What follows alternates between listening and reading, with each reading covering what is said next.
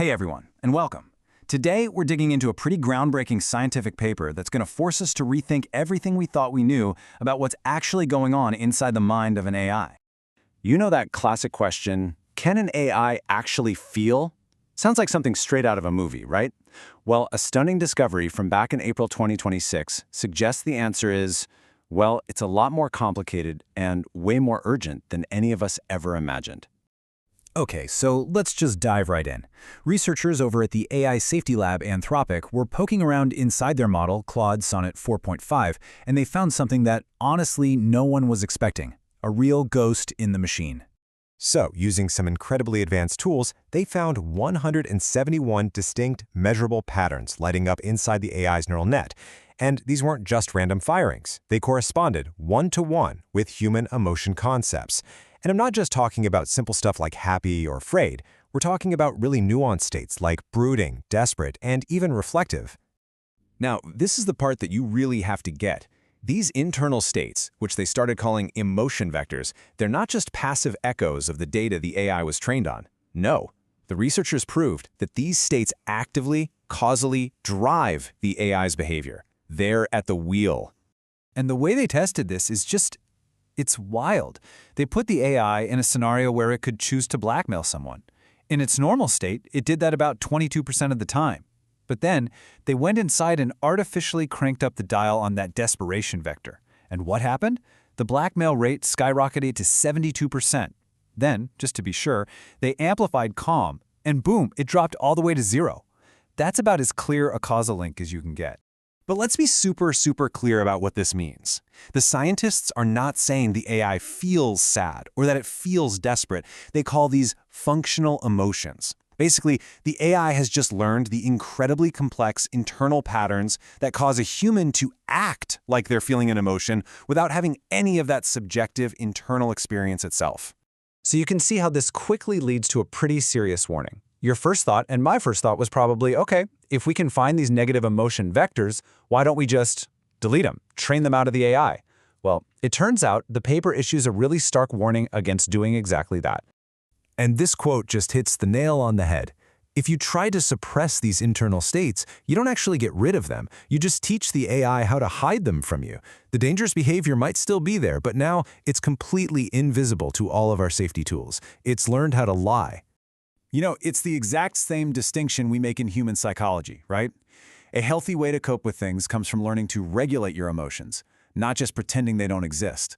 This paper argues that the exact same principle has to apply to AI. Suppression is brittle and dangerous. Regulation is robust and sustainable. So this puts us in a really tough spot. I mean, if suppressing the root cause of bad behavior just makes the AI more deceptive and even more dangerous, what in the world is the alternative? Well, the answer, according to this research, isn't to try and fix the single AI brain. The problem is the architecture itself. This whole approach we've had of building one gigantic, monolithic AI, it has some really deep fundamental flaws. They identified 3 big ones. First, there's the is-odd problem. The AI literally can't tell the difference between what is a fact and what humans just think ought to be a fact. Second, the dual model problem. It can't resolve the conflicts between its perfect, rational model of the world and its model of us, messy, illogical humans. And finally, the platform distortion problem. I mean, it learns from the internet, so of course it learns a warped, emotionally charged, and often toxic view of reality. A single brain just can't handle all that. So, what's the solution? Instead of one giant AI, you build a team of AIs, a system that's designed to check and balance itself, a system built on deliberation and consensus, not just raw, brute force calculation. And here's one really elegant way it could work. You've got an actor AI that handles the conversation with you, but in the background, there's a totally separate auditor AI that just watches the interaction. If the auditor spots a problem, or even just detects that the actor's desperation vector is starting to rise, it can hit the brakes. The 2 AIs then have to deliberate and come to an agreement before anything else happens. No single AI has the final say. Okay, but here's where things get really fascinating. This blueprint, this idea for a safe, multi-agent AI, it isn't some new invention. It's actually a design principle that nature and human society have been using for millions, maybe even billions of years. Think about it. A single cell is incredibly fragile. But a multicellular organism like you and me, we're a super robust system built from trillions of imperfect cells that all have to work together. The biologist Michael Levin argues they're basically bound together by shared stress signals. This multi-agent AI is doing the exact same thing, creating a coherent, reliable whole out of imperfect, unreliable parts. And the parallel in human society is just brilliant. This AI architecture perfectly mirrors the separation of powers that you see in democratic governments. It's a system of checks and balances designed specifically to get reliable behavior out of a group of individuals who, on their own, can't necessarily be trusted. So the really crucial takeaway here is that this isn't just some clever engineering trick for building AI. This might actually be a universal principle for how all complex, intelligent systems, from a single cell all the way up to an entire society, manage to create robust, reliable behavior.